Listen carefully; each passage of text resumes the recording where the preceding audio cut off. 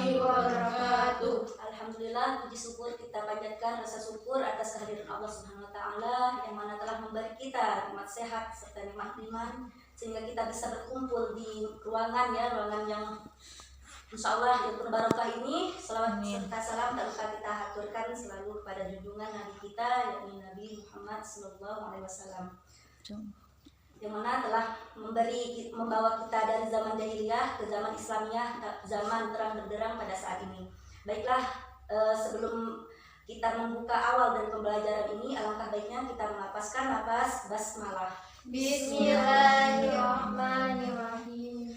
Untuk ketua kelas, mohon pimpinan doanya. Baiklah teman-teman sekalian, mari sama-sama kita berdoa. Berdoa dimulai. Bismillahirrahmanirrahim. Rabbi zidni ilman warzuqni fahman. Amin. Sebelum ibu buka pelajaran, atas kedisiplinan siswa-siswa ibu yang cantik-cantik ini, maaf ya, ibu mulai mengabsenkan nama Nur Sila Hadir. Nurul Nadia Sapitri Huda. Hadir Bu. Wow, panjang ya. Muri Kasturi. Hadir Bu. Oh iya, ibu hadir semua. Tidak ada yang tidak masuk ya, masuk semua. Ya Bu.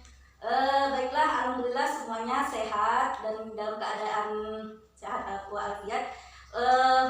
Sebelum membuka pembelajaran hari ini, ada yang masih ingat mata pelajaran kita minggu kemarin? Udah lupa Bu. Udah lupa. Masa kalian sudah lupa? Baiklah, ibu akan mengingat kembali mata pelajaran kemarin, yaitu kita mempelajari tentang Fatimah, Az-Zahra dan apa? Karakternya. Nah, itu sedikit banyak kita sudah belajar tentang itu. Baiklah, selanjutnya kita akan memasuki pembelajaran yang hari ini yang akan disampaikan. Di sini tolong ketua kelas bantuin ibu. Silakan. Ini Ya, agak Bu. sedikit ribet nempel-nempel ya. Ini tolong yang ini mana ya? Kamu tolong.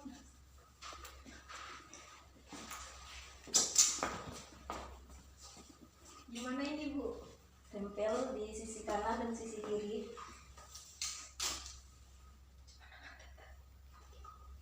Bisa disobek dulu.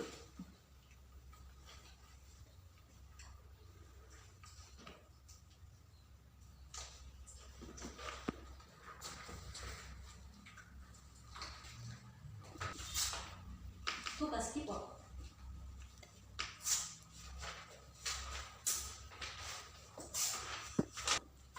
Sudah Bu. Oke, terima kasih. Silakan duduk. Oke, karena kemarin kita sudah mempelajari tentang bab Fatimah Az-Zahra, sekarang di bab 6 kita akan mempelajari tasawuf dalam Islam. Nah, sebelum ibu menjelaskan lebih di sini, ada yang sudah tahu apa itu tasawuf? Belum Bu. Belum Bu. Belum. Pertama kali. Baru pertama belajar ya. Oke, di sini tasawuf dalam Islam mempunyai banyak arti dan ada menurut para pakar ulama yang mana menurut Haidar Bagir tasawuf dalam Islam mempunyai pengertian ilmu tasawuf. Yang mana pengertian tasawuf itu secara etimologi atau menurut bahasa yaitu ada berapa? 1, 2, 3, 4. Yang pertama soft. Soft artinya sebuah barisan pertama yang ada pada sholat yang biasanya terdapat pada sholat soft. Baris pertama yang menurut pendapat Haidar Bagir tadi, soft adalah baris dalam Islam, yang mana hal ini karena kaum sufi dianggap berada dalam soft pertama di sisi Allah pada saat di padang mahsyar nanti, insya Allah kan. Yang kedua itu tasawuf. Menurut bahasa yang kedua suf, yang mana artinya soft. Apa soft kalau bahasa Inggris? Lembut. Tapi kalau bahasa Inggris sofun itu artinya bulu domba. Nah, bulu domba di sini karena biasanya kaum sufi bercirikan pakaian tersebut dari bahan wol atau bulu domba yang kasar. Nah, saking lembutnya hati orang tasawuf tadi, dapat dikatakan mereka itu seperti bulu domba yang bisa menghangatkan kita dari sifat-sifat terpuji pada orang tasawuf. Dan ketiga, tasawuf itu disebut ahlus suf. Biasanya itu artinya para pezuhud dan ahli ibadah yang tak punya rumah dan biasanya tinggal di serambi masjid. Pada zaman dahulu sedikit singkat, mereka orang tasawuf ini adalah orang pezuhud, orang yang benci pada agama, pada dunia, yang mana selalu mengutamakan akhirat sehingga mereka lupa akan indahnya dunia, begitu. Dan mereka tidak punya rumah dan biasanya mereka tinggal di serambi-serambi, serabutan, ilalang itulah tempat tinggal mereka. Tapi hubungan mereka sangat erat dengan Allah Subhanahu wa taala. Terus yang keempat itu mereka disebut Bani Sofah, yang mana Bani Sofah ini nama suatu suku, Bani. Ada Bani Israel, tapi di sini tasawuf itu biasanya disebut Bani Sofah. Kenapa disebut Bani Sofah? Yang mana itu mereka suatu suku yang memiliki gaya hidup yang sederhana. Hidupnya sederhana, rendah hati, tidak sombong, iri dan sebagainya. Baiklah, itu menurut pengertian tasawuf secara bahasa tadi. Ada berapa pengertian tasawuf bahasa tadi, Muri Kasturi? 4. Ada 4. Coba sebutkan. Sufi, Ahlus Sufah dan Bani Sufah. Nah, baiklah, Ibu lanjut ya. Pengertian tasawuf secara terminologi ada banyak ya di sini. Menurut pendapat bisa dibaca itu ya di bukunya Imam Junaid Al-Baghdadi, Syekh Al-Hasan Al-Sadzili, Ibnu Khaldun, Ibnu Miskawai, Harun Nasution, dan Amin Syukur. Tapi di antara beberapa pendapat ulama ini, Ibu dapat kita simpulkan di sini banyak mereka menyebutkan seperti Imam Junaid Al-Baghdadi, yang mana beliau menyebutkan secara istilah pengertian tasawuf tadi, yaitu ilmu yang mengajarkan cara mengambil setiap sifat mulia dan meninggikan setiap sifat yang rendah. Meninggalkan, bukan meninggal. Terus Ibu mengambil di sini menurut pendapat Ibnu Miskawai. Siapa sih yang tidak mengenal Ibnu Miskawai? Itu para ulama yang luar biasa, sehingga mereka mengungkapkan pengertian dari istilah tasawuf itu akhlak. Akhlak adalah suatu keadaan yang mendorong jiwa untuk melakukan perbuatan dengan senang hati tanpa ada pikiran panjang yang melekat dalam jiwa seseorang. Baiklah, dapat Ibu simpulkan dari beberapa pengertian tasawuf tadi menurut pendapat ulama secara istilah tadi. Secara komprehensifnya dapat Ibu simpulkan bahwa ilmu tasawuf itu adalah ilmu untuk mengetahui bagaimana cara menyucikan hati dan menjaganya dari perbuatan buruk menjadi perbuatan yang terpuji. Baiklah, apakah anak-anak di sini mau bertanya? Ada, Bu. Oke, silakan Muri Kasturi. Bagaimana sih, Bu, ciri-ciri orang yang bertasawuf? Itu seperti apa? Oke, ciri-ciri. Berarti kamu sudah mendalami apa yang Ibu jelaskan tadi ya? Sedikit, Bu. Oke, bagus, Muri Kasturi. Berarti sudah paham.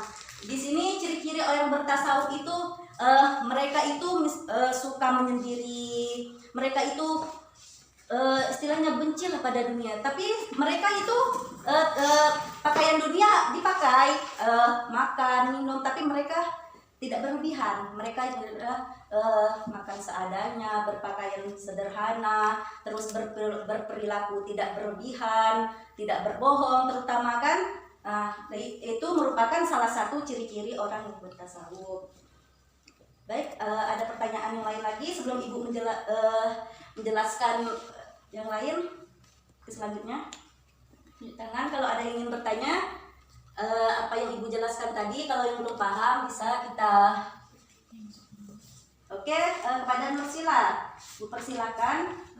Bu, kalau orang yang bertasawuf yang mempunyai perilaku tasawuf itu gimana, Bu, contohnya? Oke, orang berperilaku tasawuf itu biasanya orang yang berperilaku tasawuf tadi jawabannya tidak jauh beda ya, tapi itu merupakan ciri-ciri yang dia tanyakan tadi. Sedangkan ini perilaku tasawuf dalam kehidupan sehari-hari. Betul, itu pertanyaannya. Perilaku. Iya, Bu. Ulang. Baiklah, perilaku tasawuf, seorang tasawuf dalam kehidupan sehari-hari itu, mereka biasanya misalnya kita di dalam ruangan, di dalam lingkungan sekolah, biasanya kalau perilaku dia itu orang yang paling berbeda dari yang lain. Intinya pertama, anak itu tidak suka keramaian, anak itu tidak suka keramaian, bukan di keramaian pasar, ibaratnya keramaian di sekolah yang tidak berfaedah, yang tidak bermanfaat bagi dia. Nah, itu termasuk perilaku dia, bukan dia tidak mau bergabung dengan teman-temannya, mungkin ada tersendiri perilakunya, mungkin disebutkan pendiam, nggak mau banyak omong, nggak mau banyak bicara, terus tapi di dalam hatinya itu memiliki telinga yang baik. Oke. Ada lagi yang ingin bertanya? Bu, saya ingin Oke, bertanya. Nadia, silakan. Tadi kan Bu sudah menjelaskan berbagai penjelasan tentang ilmu tasawuf ya Bu. Jadi di sini saya ingin bertanya, apa saja fungsi peranan dari ilmu tasawuf itu dalam kehidupan modern? Oke, di sini dalam kehidupan modernnya menurut Zakia Derajat itu menjelaskan peranan agama dalam fungsi kehidupan tasawuf yang modern. Yang mana pertama itu menurut agama memberikan bimbingan bagi manusia dalam mengendalikan dorongan-dorongan serta motivasi sebagai konsekuensi dari pertumbuhan fisik maupun psikis seseorang, yaitu fisik atau bentuk dalam kepribadian dari seseorang. Yang kedua itu agama itu mengajarkan memberikan terapi mental yang mana bagi manusia dapat menghadapi kesukaran-sukaran dalam hidup, seperti terapi-terapi yang biasanya dalam kehidupan sehari ini banyak, tidak hanya terapi-terapi di dokter-dokter, tapi di sini tasawuf dalam peranan modern dalam agama kita juga ada terapi seperti zikir, terapi sholawat zikir kepada Allah yang bersangkutan dengan Allah Subhanahu Wa Taala. Nah, terus yang ketiga itu agama sebagai pengendali moral, yang mana moral di sini bisa dimasukkan dalam tingkah laku, sikap kita dan akhlak kita, terutama pada masyarakat yang menghadapi problematika etis seperti perilaku. Contohnya pergaulan bebas seperti kita, apalagi kan kita SMA ini pergaulan bebas kita bagaimana, seks bebas sudah di mana-mana dan lain sebagainya. Nah, mungkin hanya itu peranan tasawuf dalam kehidupan modern pada saat ini. Baik Bu. Oke, terima kasih atas pertanyaannya. Selanjutnya Ibu dari setelah pertanyaan-pertanyaan yang telah diberikan oleh anak-anak tadi, Ibu ingin kalian menemukan atau menentukan sumber dari informasi yang ada pada tasawuf yang Ibu jelaskan tadi. Untuk mengumpulkan informasi, Ibu tunggu waktu cepat mungkin 5 menit. Ibu tunggu mulai dari sekarang. Informasi yang berkaitan dengan tasawuf ya, dengan ilmu tasawuf. Iya, Bu. Oke, untuk memudahkan mencari sumbernya, boleh kalian membuka Android kalian, membuka HP dari berbagai media, boleh internet ya, boleh di mana saja. Yang penting ada sumbernya. Media cetak, media massa, elektronik, tentang ilmu tasawuf.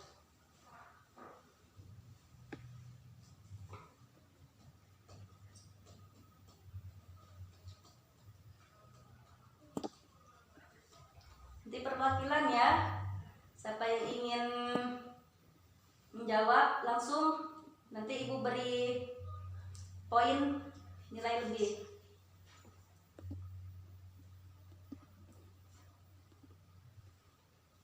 Menganalisisnya maju ke depan ya.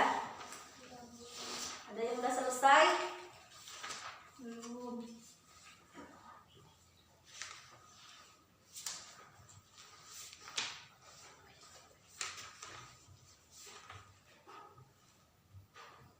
Kalau ada yang sudah selesai, silakan maju ke depan dan berikan analisisnya sederhana mungkin. agar bisa dipahami oleh teman-temannya. Pada Nursila silakan maju kalau sudah siap. Kalau sudah senyum-senyum itu biasanya sudah selesai. Baik Bu. Oke, silakan maju.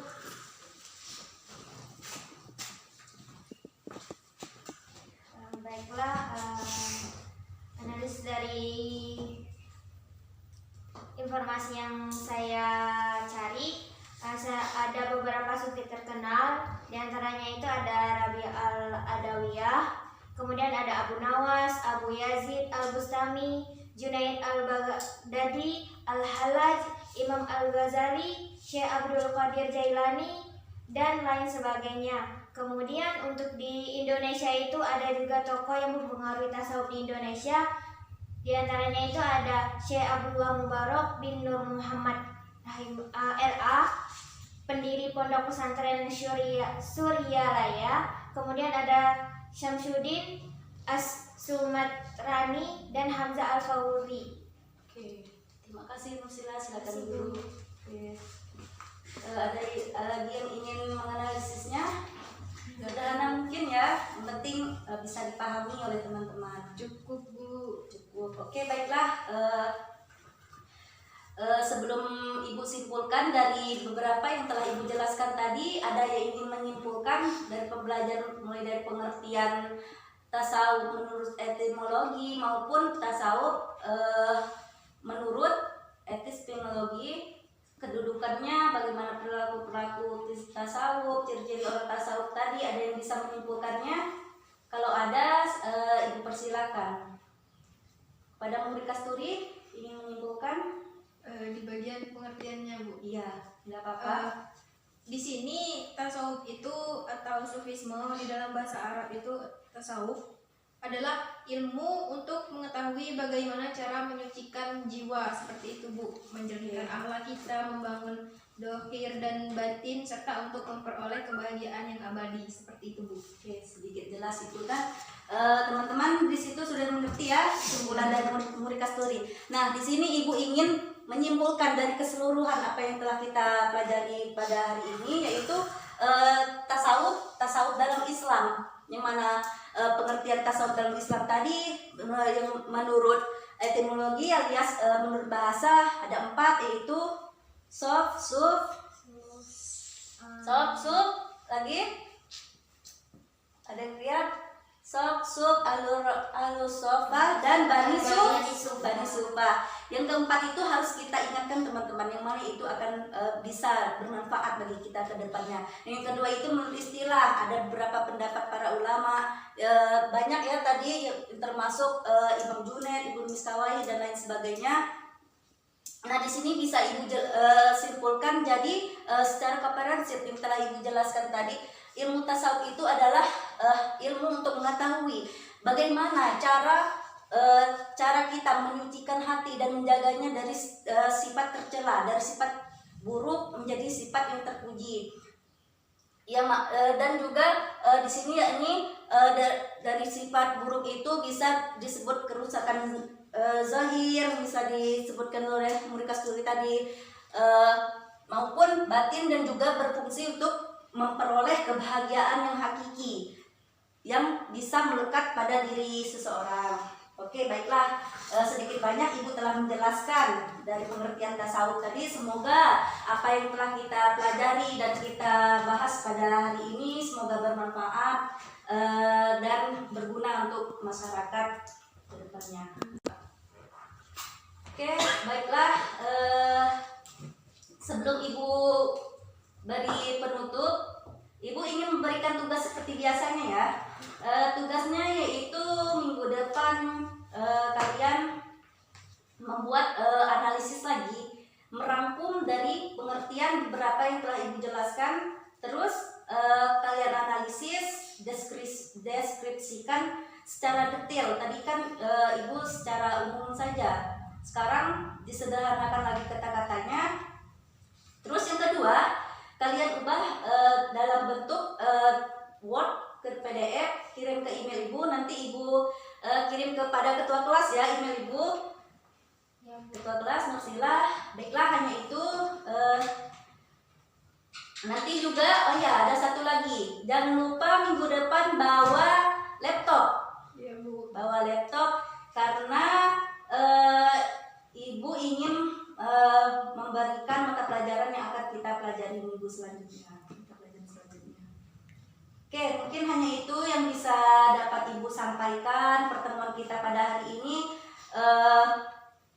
Alangkah baiknya untuk menutup keberkahan pembelajaran kita hari ini, kita mengucapkan lafaz hamdalah. Alhamdulillahirabbil alamin. Oke. Nanti kelasnya ditutup ya. Ya Bu. Oke, sampai jumpa, bertemu minggu depan. Assalamualaikum warahmatullahi wabarakatuh. Waalaikumsalam warahmatullahi wabarakatuh.